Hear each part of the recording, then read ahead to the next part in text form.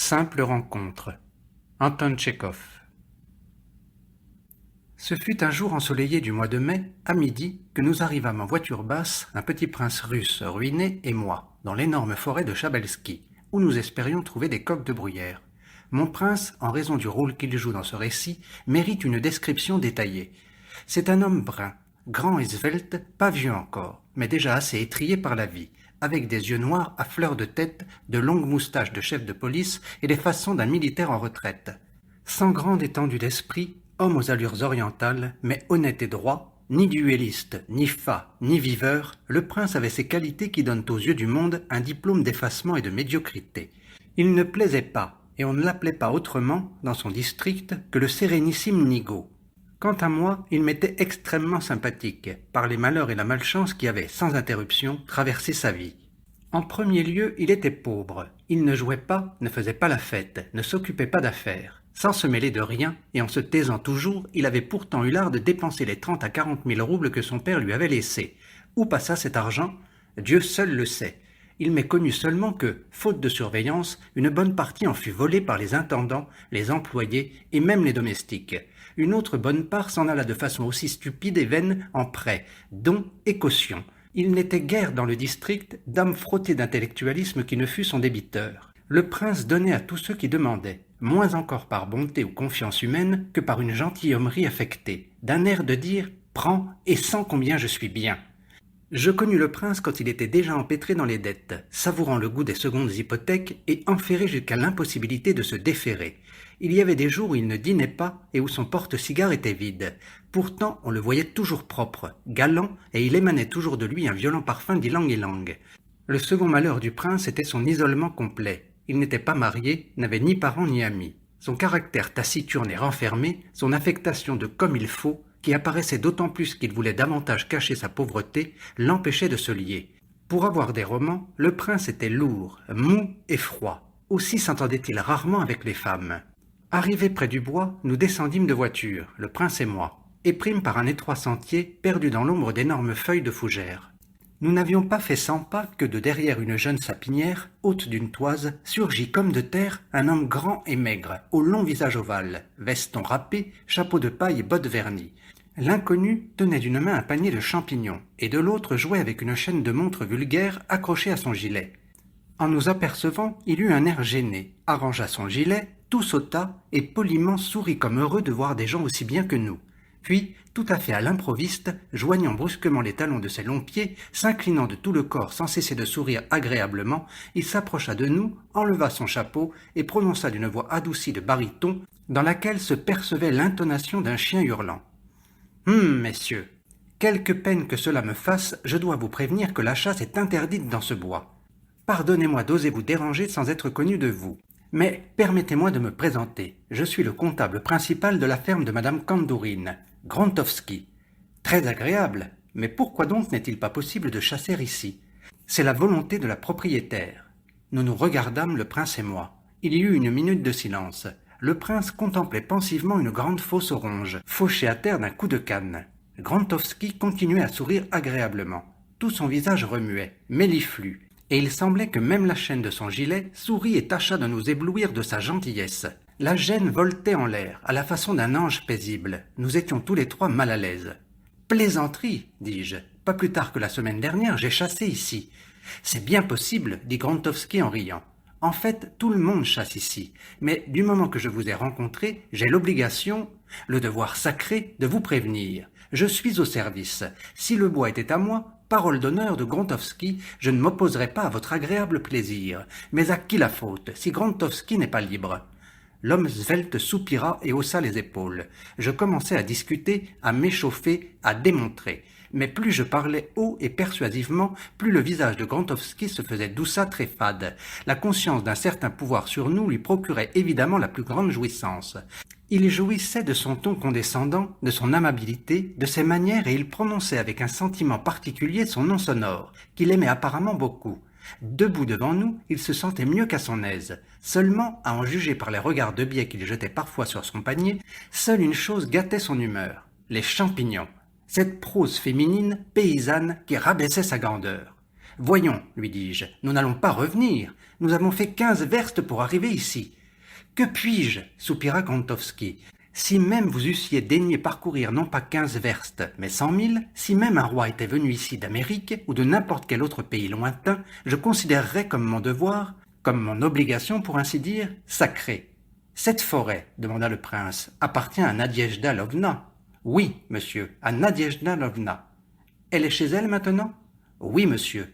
Tenez, allez la trouver. La maison n'est pas à plus d'une demi-verste d'ici. Si elle vous donne un mot, alors, bien entendu. »« Très bien, acquiesçai-je. Il est beaucoup plus court d'aller chez elle que de s'en retourner. »« Allez-y, Sergueï Ivanitch, dis-je au prince. Vous la connaissez. » Le prince, qui regardait toujours la fausse orange arrachée, leva les yeux sur moi, réfléchit et dit « Je l'ai connue dans le temps, mais il ne m'est pas très facile d'aller chez elle. D'ailleurs, je suis mal vêtu. Allez-y, vous ne la connaissez pas, c'est plus commode. » Je consentis. Nous remontâmes en voiture et, accompagnés des sourires de Grantowski, nous filâmes au long de la lisière du bois, vers la maison seigneuriale. Je ne connaissais pas Nadiejda Lovna Kandourine, née Chabelski. Je ne l'avais jamais aperçue et n'en avais idée que par ouï-dire. Je savais qu'elle était énormément riche, plus riche que quiconque dans ce gouvernement. À la mort de son père, propriétaire terrien dont elle était la fille unique, elle hérita de plusieurs grands domaines, d'un haras et de beaucoup d'argent. On m'avait dit que, bien qu'elle n'eût que 25 à 26 ans, elle était laide, insignifiante, sans prestige, et ne se distinguait des nobles dames ordinaires du district que par son immense fortune. Il m'a toujours paru que la fortune a conscience d'elle-même, et que les riches doivent éprouver un sentiment particulier inconnu aux pauvres. En passant souvent près du grand verger de Nadiejda Lovna, au milieu duquel s'élevait une énorme maison massive, aux fenêtres toujours voilées, je songeais. Que pense-t-elle à cette minute précise ? Derrière ces rideaux, y a-t-il du bonheur ? Et ainsi de suite. Je l'avais vue une fois revenir de je ne sais où, dans un joli cabriolet léger, conduisant elle-même un beau cheval blanc. Et, faible homme que je suis, non seulement je l'avais enviée, mais je sentais qu'il y avait dans sa tournure, sa pose et ses mouvements, quelque chose de spécial qui n'existe pas chez les pauvres. Tout de même que les gens, esclaves de nature, s'ingénient à trouver du premier coup la race dans l'extérieur commun de ceux qui sont plus nobles qu'eux, je connaissais d'après les racontars la vie intime de Nadiejda Lovna. On disait que du vivant de son père, avant son mariage, elle avait été, il y avait 5 ou 6 ans, passionnément amoureuse de ce prince Sergueï Ivanitch, qui se trouvait maintenant à côté de moi dans la voiture. Le prince aimait à aller voir le vieux Chabelski et passait avec lui des journées entières dans la salle de billard, où il jouait infatigablement à la pyramide jusqu'à en avoir mal aux mains et mal aux pieds. 6 mois avant la mort du vieillard, il avait cessé soudain d'aller chez les Chabelski. Les cancans du pays expliquaient de différentes façons, faute de données positives, ce changement radical. Certains racontaient que le prince, ayant remarqué le sentiment de la laide Nadenka et ne pouvant y répondre, avait regardé comme de son devoir de cesser ses visites. D'autres disaient que Chabelski, ayant appris pourquoi sa fille dépérissait, l'avait proposé en mariage au prince, mais que celui-ci, dans sa simplicité, ayant cru qu'on voulait l'acheter, lui et son titre, s'emporta, dit des sottises et se brouilla avec le vieillard. Qu'y avait-il de vrai dans ces commérages ? Il était difficile de le dire, mais qu'il y eût là une part de vérité, on le voyait dans le fait que le prince évitait soigneusement de parler de Nadiejda Lovna. Je savais que, peu après la mort de son père, Nadiejda Lovna se maria avec un certain Kandourine, gradué en droit, passé par hasard dans son voisinage, homme sans fortune, mais ne manquant pas d'adresse. Elle ne l'épousa pas par amour, mais touchée de celui du gradué qui avait simulé, disait-on, être amoureux. Au moment dont je parle, son mari vivait, on ne sait pourquoi, au Caire, et envoyait à son ami, le maréchal de la noblesse du district, ses feuilles de route. Sa femme, entourée de parasites, languissait derrière des rideaux tirés, remplissant de menue philanthropie ses ennuyeuses journées. En route, le prince se mit à causer. « Il y a déjà 3 jours, me dit-il à mi-voix, me montrant du coin de l'œil le conducteur, déjà 3 jours que je ne suis pas rentré chez moi. Je crois ne plus être un petit garçon, ne pas être une femme et n'avoir pas de préjugés. Mais je ne puis pas souffrir les huissiers. Quand j'en vois un chez moi, je pâlis, je tremble et en ai des crampes dans les mollets. Or, Rogojine, figurez-vous, a fait protester mon billet. » Le prince n'aimait pas en général à récriminer contre les contingences. Il était, en ce qui touche l'impécuniosité, cachotier, fier à l'excès, susceptible. Aussi cette déclaration m'étonna-t-elle. Il regarda longuement la laie jaune, chauffée par le soleil, sur laquelle nous trottions, suivit des yeux une longue bande de grues planant dans l'air bleu, et se tourna vers moi. « Et il faut que j'aie de l'argent le 10 septembre pour la banque. Les intérêts pour ma propriété, dit-il tout haut, sans plus se gêner de la présence du cocher. Mais où les prendre ? Au demeurant, mon ami, ça tourne mal. Ah, que ça tourne mal ! Le prince, regardant le chien de son fusil, souffla dessus sans savoir pourquoi, et il se mit à chercher des yeux les grues qu'il avait perdues de vue. Sergueï Ivanitch, lui demandai-je après un peu de silence, si, imaginez-le, on vendait votre Chatilovka, que feriez-vous? Moi? Je l'ignore. Chatilovka y passera. C'est clair comme 2 et 2 font 4, mais je ne peux me figurer ce malheur. Je ne peux pas m'imaginer sans pain assuré. Que pourrais-je faire? Je n'ai que peu d'instructions et n'ai pas encore essayé du travail. Prendre un emploi? Il est trop tard pour commencer. Et à quoi m'employer? À quoi puis-je être bon? Supposons qu'il ne soit pas très difficile, chez nous, de faire quelque chose aux Zemstvo par exemple. Mais que le diable m'emporte, je manque de vaillance. Pas pour un liard de courage. J'entrerai au service et il me semblera toujours ne pas être monté dans le traîneau qu'il fallait. Je ne suis ni un utopiste, ni un idéaliste, ni un homme à principe extraordinaire. Je dois être simplement bête et avoir reçu à quelques moments un coup sur la tête. Je suis nerveux et poltron. Je ne ressemble pas au commun des mortels. Tous les hommes sont des hommes comme tous les autres. Moi seul suis un homme à ma façon. Mercredi, j'ai rencontré Nariagin. Vous le connaissez, ivrogne, malpropre, ne payant pas ses dettes, un peu bête. Le prince fronça les sourcils et secoua la tête. Un être horrible. Il me dit, en se dandinant, je me présente pour être juge de paix. Il ne sera certainement pas élu, mais il se croit capable de l'être. La fonction lui semble à sa taille. Il a de la hardiesse et de l'aplomb. Je vais aussi chez notre juge d'instruction. Il touche 250 roubles par mois et n'a presque aucun travail. Il ne fait que traîner chez lui des jours entiers en vêtements de dessous. Mais, questionnez-le, il est persuadé qu'il travaille et remplit honnêtement sa fonction. Moi, je ne pourrais pas agir ainsi. Je ne pourrais pas regarder dans les yeux le caissier qui me paierait. À ce moment-là, Gruntovski, monté sur un cheval alezan, nous dépassa avec maestria. À son bras gauche, brimbalait près du coude le panier où sautaient les mousserons. Il sourit en passant devant nous, découvrant ses dents, et nous fit de la main un signe comme à de vieilles connaissances. L'idiot! Souffla entre les dents le prince en le suivant des yeux. Et merveille comme il est parfois dégoûtant de voir des museaux satisfaits. C'est un sentiment bête, animal, qui vient probablement de se sentir le ventre creux. Où en étais-je donc? Ah oui, je parlais des fonctionnaires. J'aurais honte à toucher mes appointements, et en somme c'est ridicule, puisque, à regarder la chose de plus haut, et sérieusement, je mange actuellement, n'est-ce pas, ce qui n'est pas à moi. Mais à cela, on ne sait pourquoi il n'y a pas de honte. L'habitude, quoi. Ou le manque de réflexion à la situation véritable. Et cette situation est probablement horrible. Je regardais le prince pour voir s'il ne posait pas. Mais son visage était calme. Ses yeux suivaient avec tristesse les mouvements du cheval alezan qui trottait, comme si son bonheur s'enfuyait avec lui. Sergueï Ivanitch se trouvait apparemment dans cet état d'irritation et de tristesse qui fait pleurer les femmes doucement et sans motif, et dans lequel les hommes éprouvent le besoin de se plaindre de la vie, d'eux-mêmes et de Dieu. À la porte de la propriété, quand je descendais, le prince continua. Une fois, un homme voulant me blesser m'a dit que j'avais une mine de grec. Et j'ai moi-même remarqué que les hommes qui poussent la carte sont le plus souvent bruns. Il me semble que si, en effet, j'étais né tricheur, je serais, écoutez, resté honnête homme jusqu'à ma mort, parce que je n'aurais pas eu la hardiesse de faire le mal. Je vais vous le dire franchement, j'ai eu dans ma vie l'occasion de devenir riche. Si j'avais seulement menti une fois, menti à moi-même et à une femme, à un être qui m'aurait, je le sais, pardonné mon mensonge, j'aurais empoché un beau million. Mais je n'ai pas pu faire cela, je n'en ai pas eu le courage. Du portail d'entrée à la maison, il fallait prendre à travers un petit bois, une allée toute droite, plantée de chaque côté de l'île taillée et touffue. La maison apparaissait lourde, sans goût. La façade ressemblait à celle d'un théâtre. Elle émergeait disgracieuse de la masse de verdure et heurtait la vue comme un gros rocher, planté au milieu d'une herbe veloutée. À la porte d'entrée, un vieux domestique obèse en livrée verte, le nez chaussé de grandes lunettes à monture d'argent, me reçut. Sans me rien demander, ayant seulement jaugé d'un air dégoûté mes vêtements empoussiérés, il m'introduisit. Tandis que je montais l'escalier très doux, il m'arrivait je ne sais pourquoi une odeur de caoutchouc. Mais sur le palier, je perçus un relent propre aux archives, aux demeures seigneuriales et aux vieilles maisons de marchands. Il semble qu'on y sente quelque chose d'anciennement aboli, qui, jadis, vécut et mourut, laissant son âme dans les chambres. Le vestibule franchi, après avoir traversé 3 ou 4 pièces, j'arrivai au salon. Je me souviens du parquet jaune vif, luisant, de lustres couverts de mousseline, d'étroits passages à rayures n'allant pas comme d'habitude tout droit d'une porte à une autre, mais longeant des murs, si bien que, pour ne pas risquer de toucher avec mes bottes grossières de chasseur au marais le parquet brillant, je dus, dans chaque pièce, décrire un carré. Au salon, où me laissa le valet de chambre, un vieux meuble ancestral, noyé dans la pénombre, était couvert de housse blanche. Il avait un air de vieillard sévère, et, comme si l'on respectait son repos, on n'entendait aucun bruit. La pendule même se taisait. Dans son cadre doré, la princesse Tarakanov semblait s'être endormie.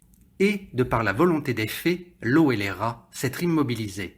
Craignant de troubler la paix générale, la lumière du jour filtrait à peine à travers les rideaux baissés. Elle s'étalait en raies pâles et assoupie sur le tapis moelleux. Au bout de 2 à 3 minutes, une grande vieille vêtue de noir, la joue bandée, entra dans le salon. Elle s'inclina profondément, à la façon d'une nonne, et leva les stores. À l'instant, frappés par la lumière vive, les rats et l'eau du tableau se ranimèrent. La princesse Tarakhanov s'éveilla. Les vieux fauteuils eurent de battre des yeux. « Madame vient tout de suite, monsieur, » dit la vieille, battant elle aussi des yeux. Au bout de quelques minutes encore, je vis apparaître Nadiejda Lavna. Ce qui tout d'abord me frappa, c'est qu'elle était laide en effet, petite, maigre, voûtée. Ses cheveux, épais et châtains, étaient magnifiques. Son visage frais et affiné par la culture respirait la jeunesse. Ses yeux étaient clairs et spirituels, mais de longues lèvres grasses et un angle facial trop aigu enlevaient tout charme à ses traits. Je me nommais et lui exposais la raison de ma venue. « En vérité, me dit-elle perplexe, baissant les yeux et souriant, je ne sais que faire. Je ne voudrais pas refuser, et pourtant. »« Je vous en prie, lui demandai-je. Nadiejda Lavna me regardant se mit à rire. Je me mis à rire moi aussi. Ce qui faisait la délectation de Gruntovski, le droit de permettre ou de défendre, l'amusait sans doute elle aussi. Moi, je trouvais soudain ma visite étrange et drôle. « Je ne voudrais pas violer l'ordre établi depuis longtemps, dit madame Kandourine. Il y a déjà 6 ans que l'on ne chasse plus sur nos terres. »« Non, dit-elle, en secouant résolument la tête. Pardonnez-moi, je suis obligée de refuser. Si je vous permets, il faudra permettre aux autres. Je n'aime pas l'injustice. Ou tout le monde, ou personne. »« C'est dommage, soupirai-je. C'est d'autant plus triste que nous avons fait 15 verstes. Je ne suis pas seul ici, ajoutai-je. Le prince Sergueï Ivanitch est avec moi. » Je prononçais le nom du prince sans aucune arrière-pensée, sans être inspiré par aucune considération ni but diplomatique. Je l'avais dit simplement, sans y songer. Entendant ce nom, madame Kandourine tressaillit et appuya sur moi un long regard. Je remarquai que son nez avait pâli. « Peu importe, dit-elle en baissant les yeux. Je causais avec elle près d'une fenêtre donnant sur le petit bois, et je le voyais tout entier, avec les allées, l'étang, le chemin par lequel je venais d'arriver. Au bout du chemin, on apercevait devant la grille l'arrière de notre voiture. Près de la porte, tournant le dos à la maison, les jambes écartées, se tenait le prince, conversant avec le démesuré Gruntovski. Madame Kandourine était près d'une autre fenêtre. Elle regardait parfois dehors, mais après que j'eus prononcé le nom du prince, elle ne détacha plus les yeux de la fenêtre. « Pardonnez-moi, fit-elle, fermant à demi les yeux, tout en regardant l'allée et la porte, mais il serait injuste de ne permettre de chasser qu'à vous. Du reste, quel plaisir y a-t-il à tuer des oiseaux? Pourquoi donc? Vous gêne-t-il? Une vie solitaire, claquemurée dans la pénombre des chambres et l'odeur désagréable des meubles confinés prédisposent à la sentimentalité. Bien que l'idée émise par madame Kandourine fût respectable, je ne me retins pas de dire. En raisonnant ainsi, il faudrait aller nu-pieds. Les chaussures sont faites de cuir de bêtes tuées. Il faudrait distinguer besoin et plaisir, répondit sourdement madame Kandourine. Elle avait reconnu la silhouette du prince et n'en détachait pas les yeux. Il est difficile de donner idée de son enchantement et de la souffrance que révélait sa laide figure. Ses yeux souriaient, brillaient, ses lèvres tremblaient et riaient. Son visage se rapprochait des vitres. Appuyée des 2 mains à un pot de fleurs, un pied un peu levé, retenant sa respiration, elle faisait penser à un chien à l'arrêt, qui attend avec une vive impatience que l'on crie « Pille !» Je la regardais, puis regardais le prince qui n'avait pas su mentir une fois dans sa vie, et je ressentis du dépit et de l'amertume pour la vérité et le mensonge qui jouent un rôle si fatal dans le bonheur personnel des gens. Le prince, tout à coup, eut un sursaut, visa et tira. Un vautour, qui volait au-dessus de lui, donna un coup d'aile et partit comme une flèche sur le côté. « Trop haut, dis-je. » Ainsi, soupirai-je, Nadiejda Lavna, vous n'autorisez pas? Madame Kandourine se tut. J'ai l'honneur de vous saluer, lui dis-je, et vous demande pardon de vous avoir dérangé. Elle voulut tourner le visage vers moi et avait déjà fait le quart du mouvement, mais elle se jeta brusquement derrière la draperie, comme si elle sentait des larmes qu'elle ne voulait pas laisser voir. Adieu, dit-elle doucement. Excusez-moi. Je saluai son dos et, sans me soucier des passages rayés, je partis sur le parquet jaune vif. Il m'était agréable de quitter ce petit royaume doré de l'ennui et de la tristesse, et je me hâtais comme si je voulais chasser un lourd sommeil léthargique, avec ses brumes, la princesse Tarakhanov, les lustres enveloppés. Comme je sortais, la femme de chambre me rattrapa et me remit un billet. Je lus. La chasse est permise au porteur de ce billet. Nadiejda Kandourine.